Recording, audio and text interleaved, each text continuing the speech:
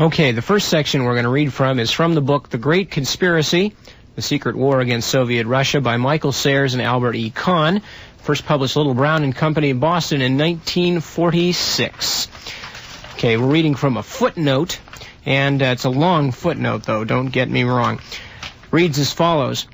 In January 1941, when the German High Command was completing its preparations for the attack on the Soviet Union, a sensational anti-Soviet book was published in the United States entitled Out of the Night. The author's name was given as Jan Valtin. Jan Valtin was one of the several aliases of Richard Krebs, a former Gestapo agent. His other aliases were Richard Anderson, Richard Peterson, Richard Williams, Rudolf Heller, and Otto Melchior. Krebs' book, Out of the Night, purported to be the confession of a communist, Jan Valtin, who had been traveling about the world carrying out sinister assignments for Moscow. The author described in lurid detail the criminal conspiracies which had supposedly been engineered by, quote, Bolshevik agents against world democracy. The author related how after 10 years of criminal service, quote, for the Comintern, including an attempted murder in California in 1926, he had begun to have, quote, doubts in the desirability and the purpose of the Communist Party. Finally, so his story went, he had decided to make a complete break with Moscow and tell all. Krebs arrived in the United States in February 1938. He brought with him from Europe the manuscript of Out of the Night, which bore a startling resemblance to an anti-Soviet propaganda book which was being currently circulated in Nazi Germany. In preparing the book for publication in the United States, Krebs was assisted by the American journalist Isaac Don Levine, a veteran anti-Soviet propagandist and a regular contributor to the Hearst Press. Now recall, in Radio Free America #1, we took a look at the overtly pro-fascist sympathies of the Hearst Press and some of the front-page columns by such champions of freedom as Hermann Goering, Benito Mussolini, and Alfred Rosenberg. That's right. Aided by an unprecedented promotional campaign, and bear in mind, this is only a few months before the bombing attack on Pearl Harbor at this point. We are not yet in the war with Germany or Japan, and there is still hope in the hearts of the dyed-in-the-wool fascists in the United States that we can be kept out of the war with Germany until Britain can be conquered by the Germans, and then hopefully America would sue for peace at a status quo. Aided by an unprecedented promotional campaign, Out of the Night became a sensational bestseller. The Book of the Month Club distributed 165,000 copies among its readers. Reader's Digest published a lengthy condensation with a comment that the autobiography had been, quote, carefully authenticated by the publishers. In 2 consecutive issues, Life magazine quoted extensive sections from the book. Few books in the history of American publishing received the promotional ballyhoo and expensive advertising lavished on Out of the Night. While a number of book reviewers were openly skeptical about the book, others, well known for their anti-Soviet sentiments, showered praises on Krebs' work. Frida Utley, anti-Soviet newspaperwoman writing in the Saturday Review of Literature, described the book in these words, quote, no other book more clearly reveals the aid which Stalin gave to Hitler before he won power, and which he must be giving him today. Bear in mind, this is just before the Soviet Union is about to be attacked by the Nazis. Sidney Hook, an admirer of Trotsky, declared in the New Leader, organ of the so-called Social Democratic Federation, quote, as a sheer story, it is so compelling in its breathtaking sequences that it could never be accepted as fiction, for it violates all the canons of fictional credibility.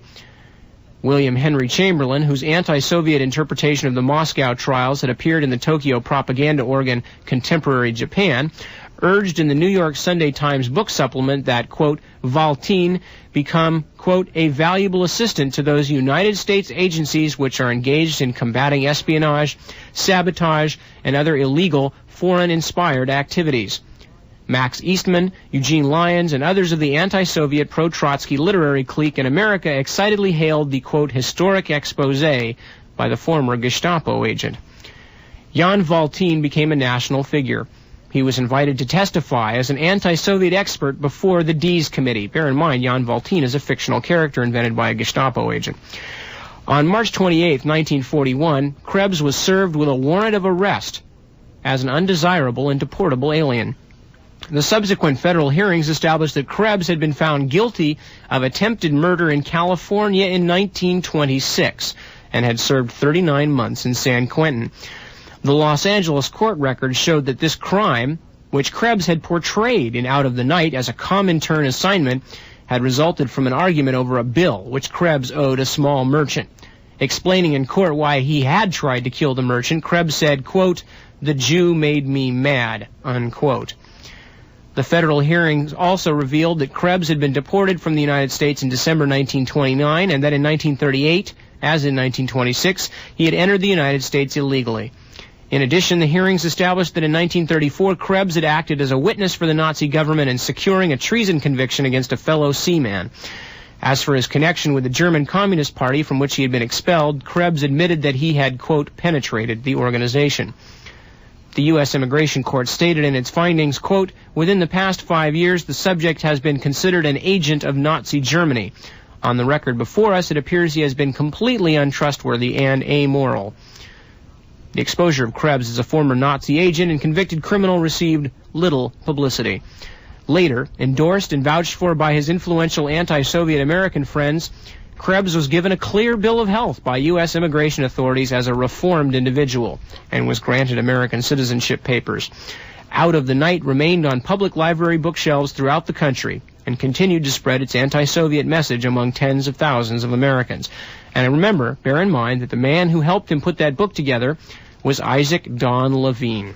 Okay, and remember also the similarity between the obviously spurious and Gestapo-generated story of Krebs, alias Valtin, and the Bogdan Stashinsky story, whether that was absolutely true or not. There are obviously some fairly serious doubts about it. But notice the similarity between the two techniques and the two incidents, and also that Isaac Don Levine is a connecting link here. Isaac Don Levine, who ghostwrites the book for Anna Kasankina, he works with Krebs on Out of the Night, allegedly by Jan Valtin, or Jan Valtin. He also is going to write a book with Marina Oswald, okay? Now, at roughly the same time period where, Isaac Don Levine of the Hearst Press, the pro-fascist Hearst Press, is working with the Gestapo agent Richard Krebs on this anti-Soviet forgery, this is during the same time period when Isaac Don Levine was playing a key role in another very, very important American political case. And keep in mind his role here with the Kennedy assassination and Marina's biography. Now, Isaac Don Levine was the man who took Whittaker Chambers, again, supposedly a former KGB agent or NKVD agent, I guess it would have been at that point, and persuaded Whittaker Chambers to break the story about Alger Hiss's alleged connections to the Communist Party. And, of course, recall now that Whittaker Chambers kept a life-size picture of Hitler over his fireplace, as we looked at in Radio Free America either 1 or 2. I guess that was in number 2. And recall also that Alger Hiss had been special counsel to the Nye Committee, which had been investigating American industrialists and munition makers' assistance to the Axis cause. Now, it was Isaac Don Levine who persuaded Whittaker Chambers to talk to a U.S. State Department employee named Adolph Burley. Burley was the fellow who eventually spilled the beans, and of course, one Richard Milhouse Nixon was the ultimate beneficiary, the greatest single beneficiary of the Alger Hiss case. That sort of made his congressional career. And recall now that in 1939 is when Isaac Don Levine arranges for Whittaker Chambers to meet with Adolph Burley, and that was to result in the case against Alger Hiss. Of course, recall also that, as we looked at in Guns of November number 3, Richard Nixon was in Dallas, Texas on November 22nd, 1963, lied about it. 3 months later to the FBI, he said he'd left 2 days before, okay? Reading now from a book about the Hiss-Kenwood Chambers case called Friendship and Fratricide. It was published by the Viking Press of New York in hardcover, copyright 1967. With regard to Isaac Don Levine and his eventual arranging of Whittaker Chambers' meeting with Adolph Burley. Zelig writes, both Herbert Salau and Isaac Don Levine were intimately connected with the events that led to Chambers' conversation with Burley, and I am indebted to them for their informative help in this area. It was to Salau, a former Columbia classmate and a journalist, that Chambers first went with his combined confession and expose. Quote, Chambers sought me out, told me that he was breaking with the party and had a manuscript he wanted me to market for him. It was always an ambiguous matter with Chambers, i.e. about his communist activities.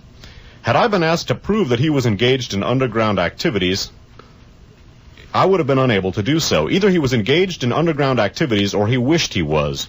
He needed help, and he wanted me to arrange a meeting with the President of the United States in order to make a deal with the President in which he would reveal secret information of a very important nature, the possession of which could get him in trouble, in exchange for which he wanted immunity. I did not know President Roosevelt, but felt I must do what I can, unquote. I made several abortive efforts to contact people who might lead toward the White House. I hit upon Isaac Don Levine, who was then a well-known journalist, a strong person who did not just toy with ultra-rightism. That interjecting is obviously the case. I felt that Mr. Levine was savvy and would not blunder. I arranged the meeting with Isaac Don Levine. Now, keep in mind, this is 1939. 41 was when he's working with Richard Krebs, Isaac Don Levine, that is. Okay, it's still later in Friendship and Fratricide. But it seems more than talking about Chambers' attempt to get a meeting with Roosevelt, but it seems more than plausible that this was a bluff and that he knew that the chances of a meeting with the President were slight. Levine emphasized that Chambers' main concern was for his own safety. Chambers wanted reassurance that he would not be indicted. Levine did not arrange a meeting with Roosevelt, but he did contact Assistant Secretary of State Burley, then Chief Security Officer for the State Department. Having earlier committed himself to Levine in his need to sell a story at a time when he was destitute and in flight, Chambers had no recourse but to continue. In September of 1939, Levine took a reluctant Chambers, as Levine described it, by the arm to the home of Burley. Had it not been for Levine's insistence, which included his own journalistic aspirations for a sensational scoop, one can only speculate whether Chambers might ever have told his story as he did.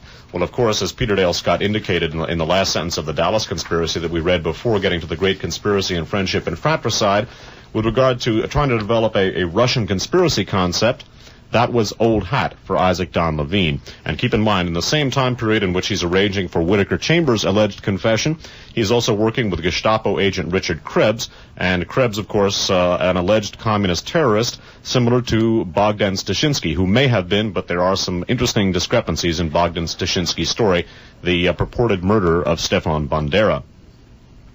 Okay, back to the Russian circle surrounding Lee Harvey Oswald. Bear in mind here that the larger concept that we're being asked to believe is that all of these Russians, white Russians, anti-communist Russians, many of whom had fled Russia specifically because of their hatred of the communists, that these people, all of them employed in the defense and the petroleum industry, just decided that because Marina Oswald spoke Russian and because Lee Harvey Oswald had been in Russia, that they would adopt this couple as near and dear to their hearts and go out of their way to give them presents, take them places and things. Oswald, who had supposedly defected to the Soviet Union with top-secret information about our radar nets. That's right, and had been getting into fights in public with anti-Castro Cubans, and basically was purporting himself to be a Marxist.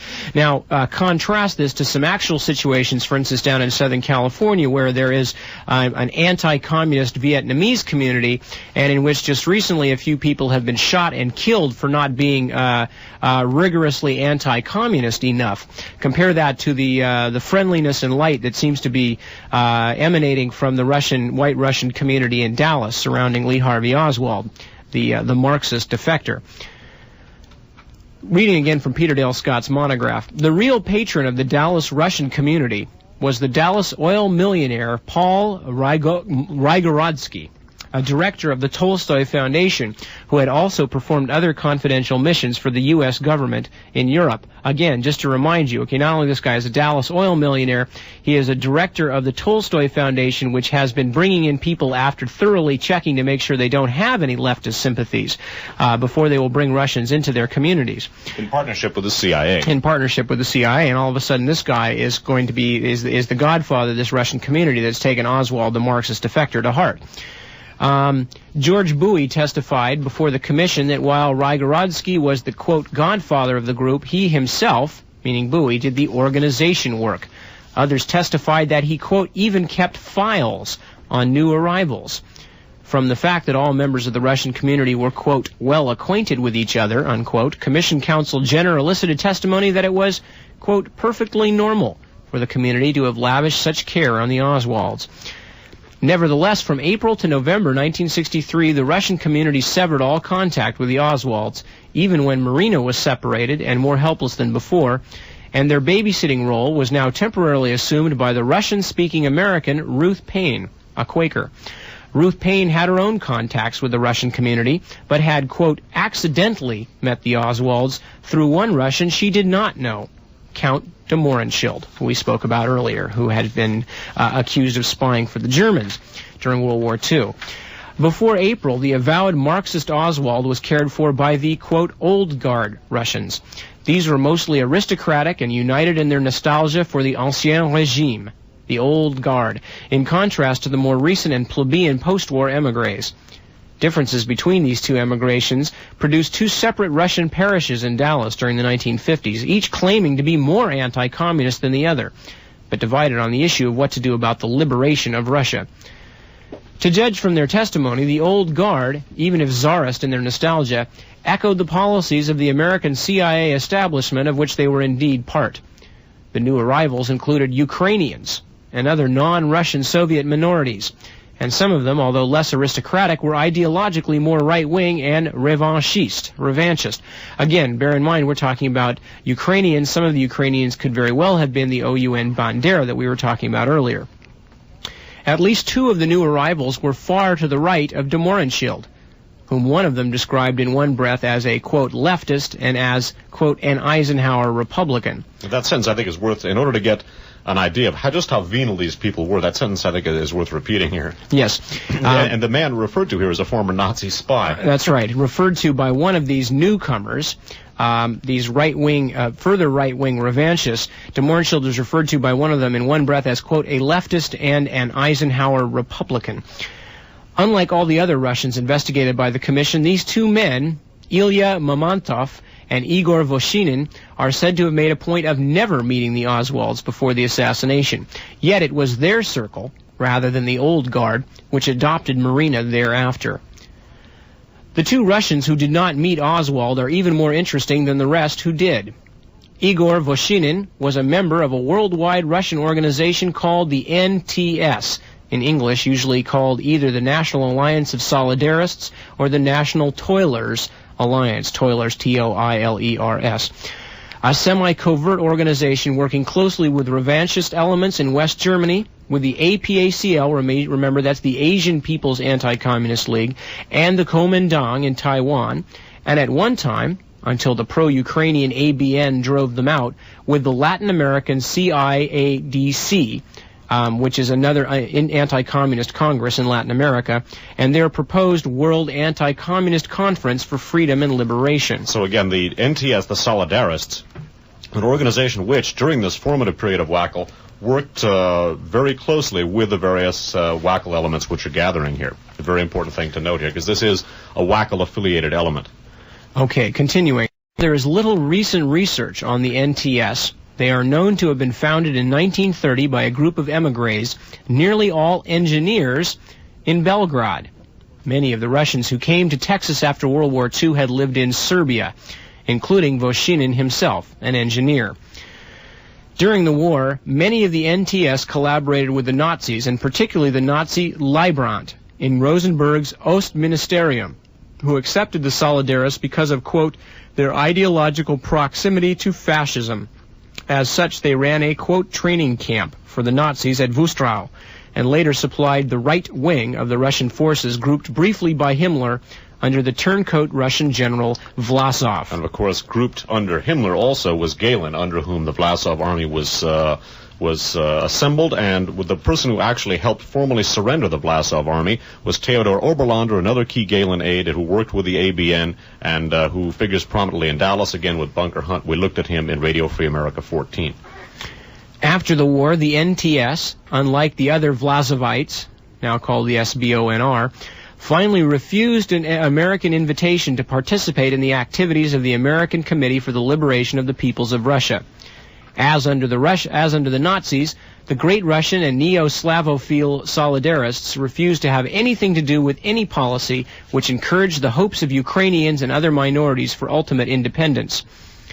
Yet the NTS continued, despite its illiberal ideology, to have a good press in the United States.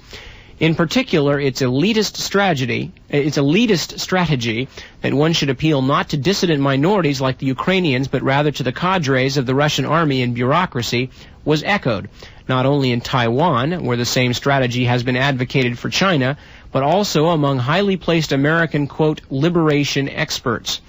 One such expert, who criticized the presence of separatists in the U.S.-sponsored Radio Liberation in Munich, was Isaac Don Levine. The same Isaac Don Levine who was going to help write Marina's book, who did help write Richard Krebs' book, alias Jan Valtine, and who persuaded Whittaker Chambers to, quote, confess, unquote. Hang on just one second here. Okay. Of particular interest to the story of Marina Oswald are the repeated stories that the NTS have succeeded in planting agents inside the Soviet Union, particularly in the Army, a fact which may or may not have something to do with the known penetration of Soviet Army intelligence, the GRU, by the CIA. The NTS, along with its Ukrainian enemies in the anti-Bolshevik bloc of nations, also collaborated closely with the efforts of the APA, the Asian People's Anti-Communist League in Taipei, where the NTS maintains permanent representation, to establish the proposed World Anti-Communist Conference for Freedom and Liberation, that is, until the NTS was excluded by a coalition between Catholic Ukrainians and anti-communists from Latin America.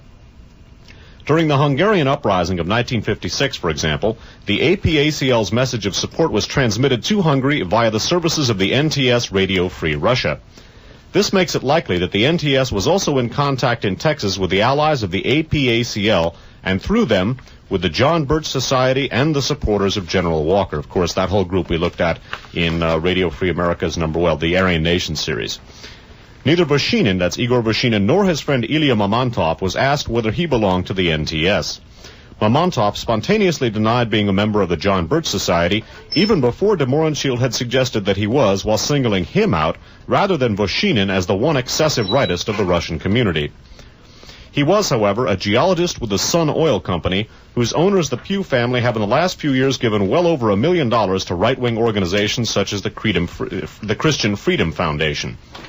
Recall also that in Radio Free America numbers 11 and 12, we took a look at the Pew family and a person who worked for them, a former, I've forgotten his name offhand. He was a former Luftwaffe agent, Hans Senholz, that was his name, who was a key propagandist and writer for the Pew family and the organizations they supported.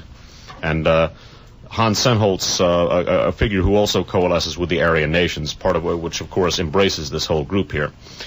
That is to say, the American branch. The excessive rightist Mamantov, who never met Oswald, was, however, the one Russian who personally knew the alleged liberal Ruth Paine, apart from his mother-in-law, who was her tutor.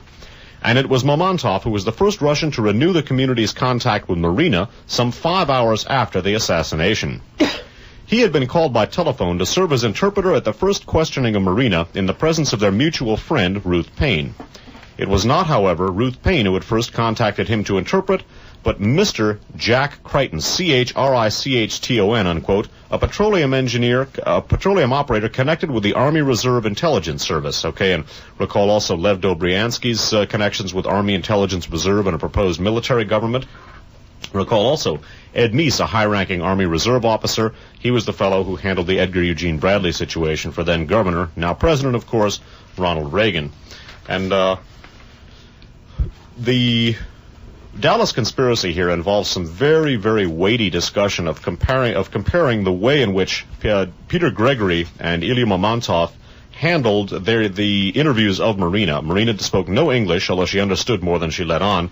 And Peter Dale Scott, that is, has done a magnificent piece of research in comparing various accounts of this and showing how these, both Mamantov and Peter Gregory, deliberately mistranslated what Marina was saying. And in particular, they led Marina's interrogation in such a way as to make Marina talk about the rifle being very dark in color, because that was the one detail that the Warren Commission was able to use eventually to corroborate that Marina had indeed seen the rifle that Lee Harvey Oswald supposedly had. Now, the thing is that we're not actually going to read the comparisons of the testimony here for the simple reason that it's extremely detailed, very weighty, and, well, recalling the discussion on Guns of November number 3, Scott's discussion of the Vietnam War and the Kennedy assassination, this discussion would be, that's light by comparison. So rather than going through a long, complicated discussion, Scott's scholarship is excellent. The points he makes are very, very fine, but we're not going to read the actual discussion here, due partly to time limitations and also to the fact that it would make for a really dizzying account. But that is the essence of how Peter Gregory and Mamantov distorted Marina's testimony, and Nip's going to read you more about that now. Okay. Continuing in Peter Dale Scott's monograph, and as Dave said, skipping the entire testimony of Marina's conversations with the interviewers and interrogators. What Scott does is he actually has it line by line, and he compares what they said with the actual translation as provided by a subsequent FBI interpreter, and it's very, very tortuous, and probably wouldn't be that meaningful on radio anyway. This indication of a conspiracy between Marina and Gregory should have made the Commission curious about all of Gregory's suppressions and gratuitous additions, even the apparently innocuous interpolation that the rifle was, quote, dark. The darkness of the Carcano stock, that's the Mannlicher Carcano, was the rifle that supposedly was used by Oswald in the assassination. The darkness of the Carcano stock, testified to by other witnesses such as Detective Weitzman, was in fact one of only 2 details about the rifle allegedly mentioned by Marina in her interview with the Dallas police 2 days earlier, when the interpreter was Ilya Mamontov. The second detail was the fact, in contradiction to the report, the Warren report, but in agreement with Gregory, that she, quote, never have seen gun with a telescopic sight. On Saturday, Marina was interviewed a second time through Ruth Payne and Ilya Mamontov, this time by the FBI. As on Friday and Sunday, she was reported to have again said the rifle, quote, was a dark color like the one she had seen, but she did not recall the sight. It would appear that on Friday, the Dallas police had repeatedly questioned Marina through Mamontov about the gun's, quote, dark brown black color, a phrase which Mamontov repeats 4 times in his testimony to the Commission. For Marina's recognition of this color was the only evidence that she had recognized the rifle when she partially unrolled the blanket in the Payne's garage. How then on Sunday could Mr. Gregory have added this small but allegedly important detail lacking in Marina's testimony unless someone had already told him about it? There are other indications of illicit links between Gregory and the FBI's, quote, investigation of Oswald. For example, Gregory's affidavit certifying to Oswald's fluency in Russian, which he had signed on personalized stationery. It had apparently been trimmed of its signature and letterhead between its receipt by the FBI and its receipt by the Commission. In other words, they clipped Gregory's name off of this before they got to the Commission. Without suggesting that any role in the assassination was played by the Dallas-Fort Worth Russian community as a whole or in part, it is clear that some of its members played a dominant role in defining the alleged links between it and the Oswald family. This was true both before the assassination, when they determined the Oswald social contacts, and after it, when they controlled and altered the quote, information supplied about Lee by Marina.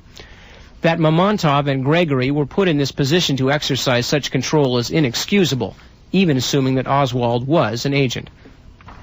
Okay, well, basically, we're going to take a break now, and then we're going to come back, sum up some things, and then we're going to talk about the assassination of Swedish Premier Olof Palme, and that'll wind up our program for this evening. All right, so just a few more minutes from the involvement of the World Anti-Communist League all night tonight in various operations, including the death squads in Latin America, as originally sponsored by the CIA, and through its Eastern European branches, many of which are still quite active. Today, we mentioned, of course, the OUN Bandera at some length. Lev Dobryansky, tied to the OUN Bandera, was just recently Ronald Reagan's ambassador to the Bahamas, and he is working with people like Patrick Buchanan in their attack on those who want to have war criminals deported from this country.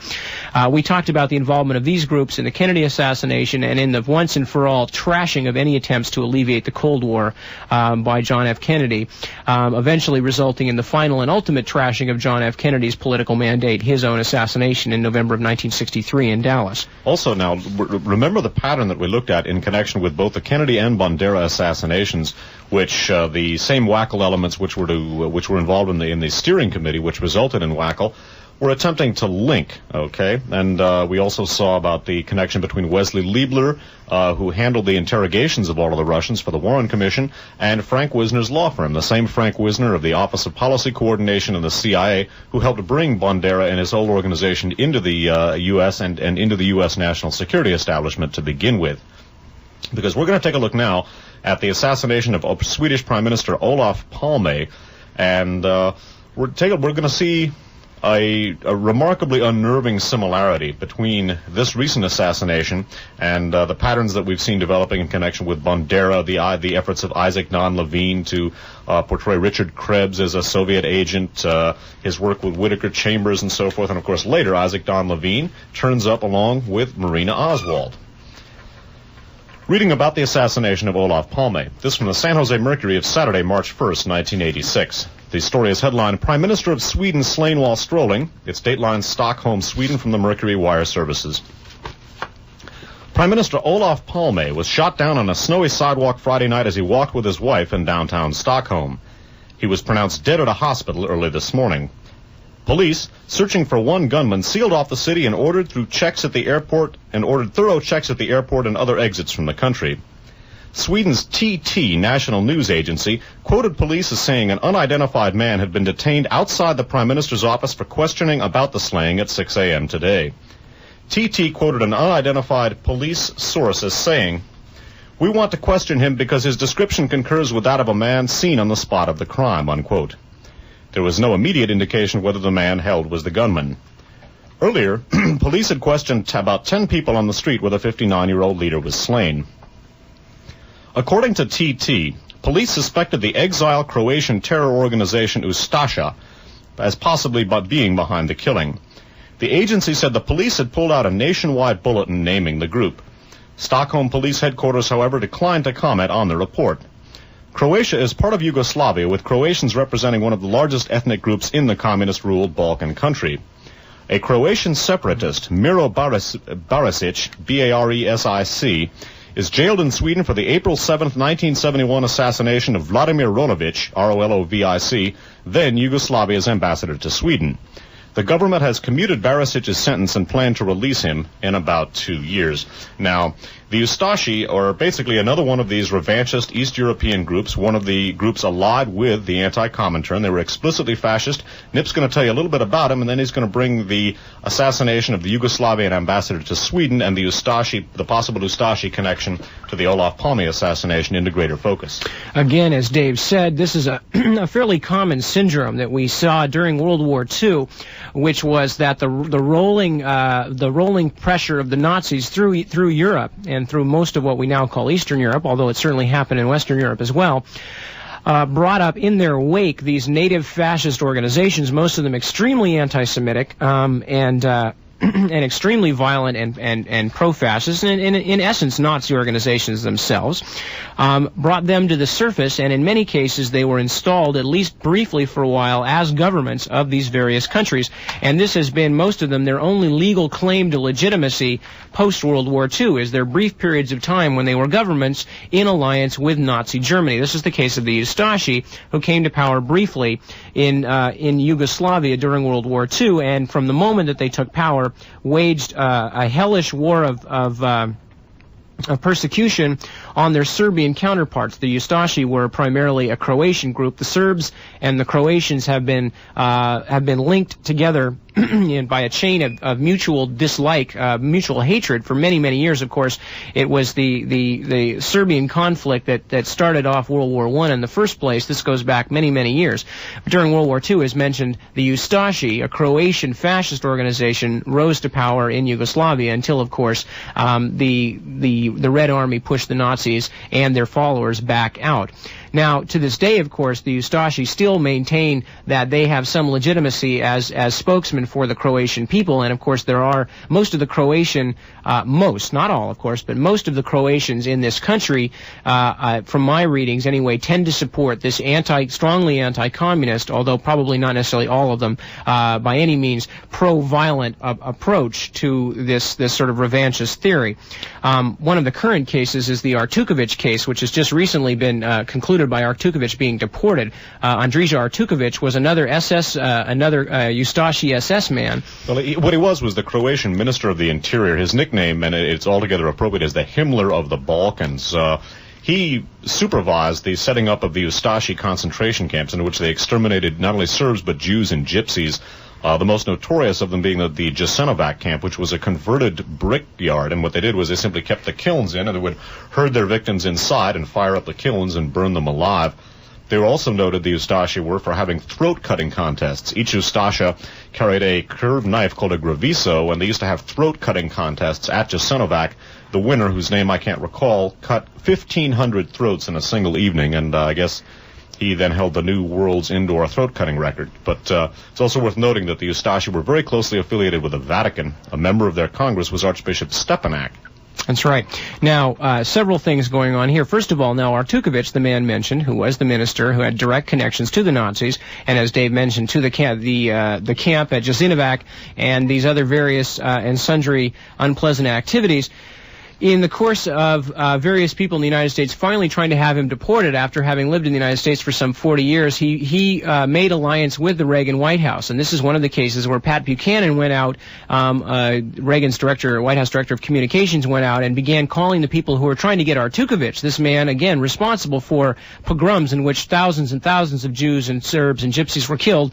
Pat Buchanan, on behalf of Ronald Reagan, went around calling the people trying to get rid of Artukovic communist dupes. This is, again, the kind of political mindset we have in the current administration.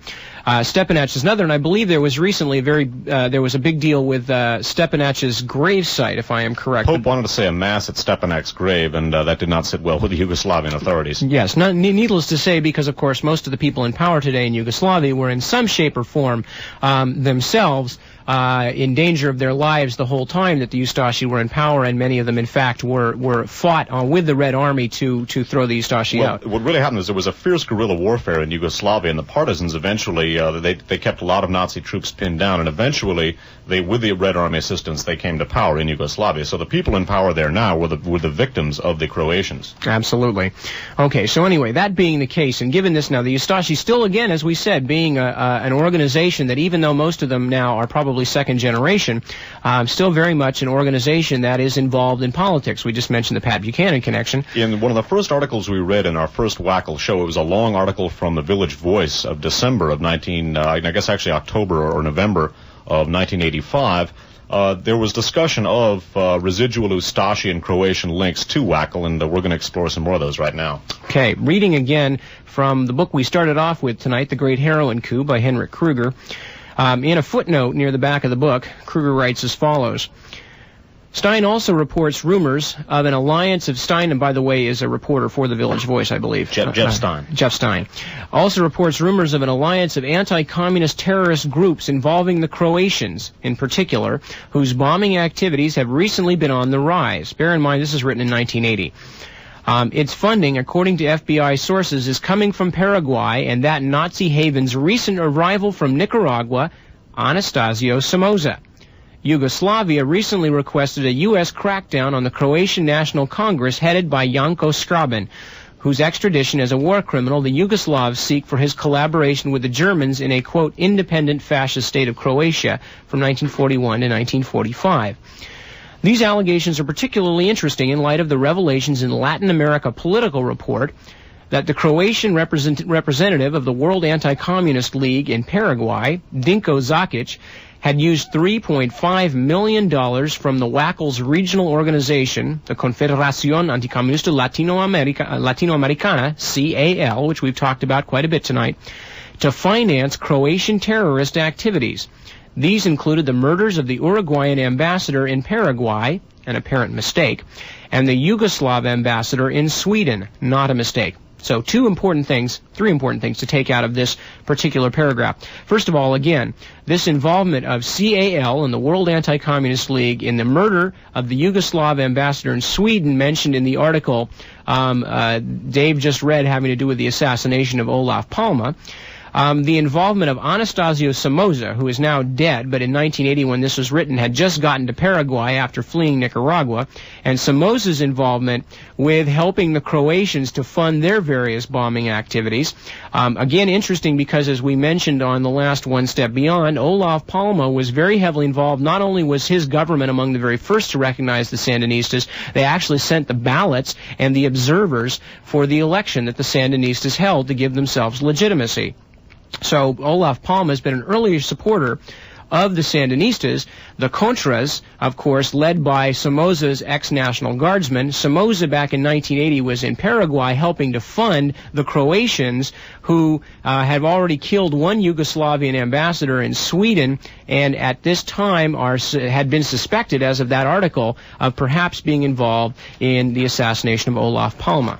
Okay, now, remember that we're going to talk a little bit about Olof Palme. Now, remember the Ustasha link, apparent link, at least according to the TT, the National Police Agency of Sweden, to the assassination, and the links in turn of the World Anti-Communist League, and in particular the CAL group that we began the evening talking about, to the Croatian fascists, and in turn their links to the other death squads that we've spoken about, and the Central American connection that Nip just described.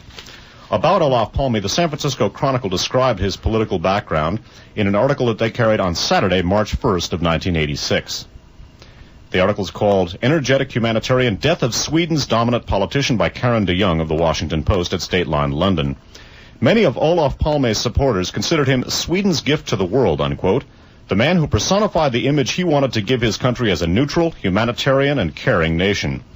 There were occasional doubts about his role at home, his sometimes apparently low level of interest in more lackluster domestic issues, and his ability to deal with them as Sweden's prime minister for nearly a dozen years.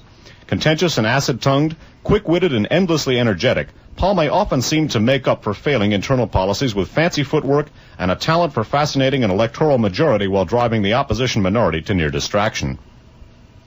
While serving as prime minister from 1969 to 1976, he presided over the expansion of Sweden as a folkhemmet, unquote, the people's home, a society based on values such as social justice, security, and solidarity that also established the biggest public sector in the Western world.